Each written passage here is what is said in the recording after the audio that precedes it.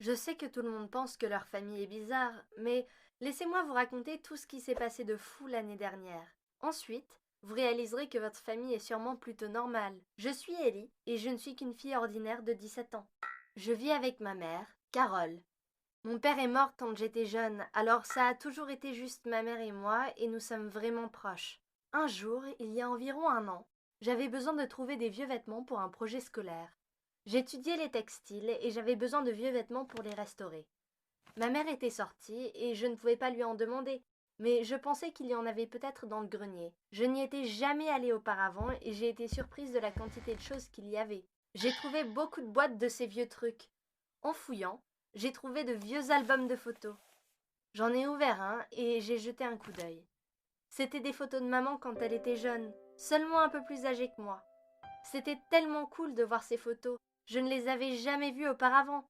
Et maman ne parlait jamais de la vie avant ma naissance. Je me demandais pourquoi elle conservait l'album dans le grenier plutôt que dans la maison. Puis, j'ai vu des photos de sa grossesse.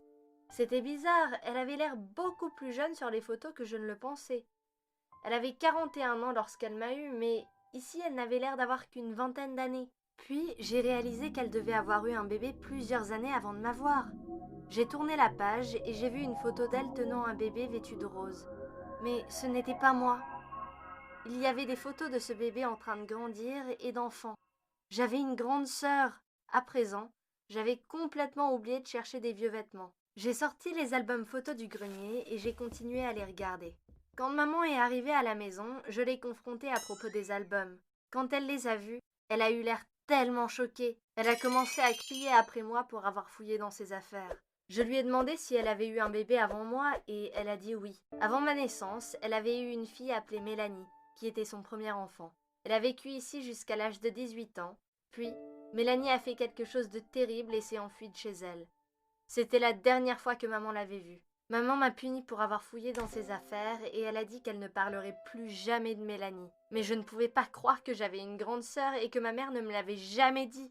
J'étais tellement en colère contre ma mère que je ne lui ai pas parlé pendant des lustres. Je n'arrêtais pas de penser à ce que Mélanie aurait pu faire pour la faire fuir. C'était peut-être une pyromane ou une voleuse, mais je n'arrivais pas à croire que c'était si grave que maman ne m'avait même pas dit qu'elle existait. J'ai le droit de savoir. Quelques jours plus tard, maman préparait le dîner et j'ai pris mon courage à deux mains et lui ai posé plus de questions à propos de ma sœur. Mais quand je l'ai mentionné, maman s'est tellement mise en colère qu'elle a fait tomber sa casserole de spaghettis par terre. Elle m'a crié de partir et de ne plus poser de questions. J'ai couru dans ma chambre et je me suis enfermée. J'ai réalisé que si je voulais trouver Mélanie, je devrais le faire moi-même. Puis, je suis allée sur l'ordinateur et j'ai cherché Mélanie Harding.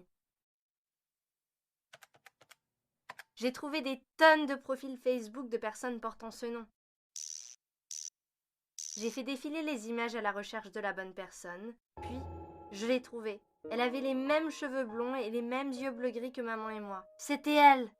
Ça m'a pris un moment, mais j'ai trouvé le courage de lui envoyer un message. Salut, je m'appelle Ellie. Je recherche une Mélanie à laquelle je suis apparentée. Je me demandais si c'était toi. Je voudrais entrer en contact. J'ai appuyé sur envoyer.